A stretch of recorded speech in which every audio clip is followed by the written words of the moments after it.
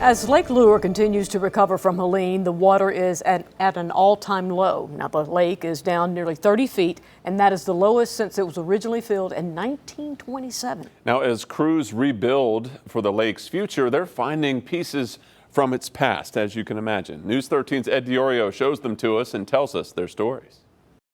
Because Lake Lure has never been this low, you are exposed to the banks along the water, and on them you can see furniture, maybe some small boats, and other kinds of debris. But one local dock company, when they were on the water over the weekend, well, they saw a few items that didn't look like the rest. Kenneth Tanner's grandfather was one of the developers of Lake Lure. And he had a home here where I spent all my summers, and so I have a lot of fond memories of growing up on this lake. His granddad bought what was going to be a water taxi for lake residents in the 1920s.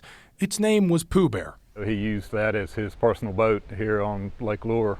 But not long after, a big storm blew through. It broke loose from our dock and disappeared. Yes, my father always encouraged me to dive for it and look for it. But the Tanners never found it. Fast forward nearly 100 years, and we find Jacob Mole working on the water. As the water went down, the lake gave up more secrets and decided to show us more and more things. He owns Lake Lure Docking Company. He's seen the destruction the area has gone through since Helene and the recovery efforts since then. While working on a project over the weekend, he noticed something sticking out. We ran across what appeared to be a car, but now it looks like it's a 1920s something truck. You're in awe.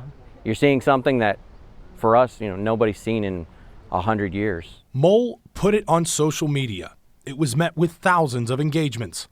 The back and forth of people like, where is that? That's so neat. That's so cool. That wasn't all they found.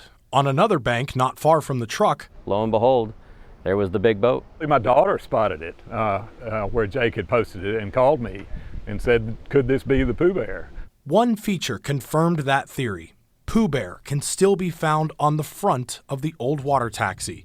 Kenneth saw his grandfather's beloved boat for the first time in his life on Tuesday.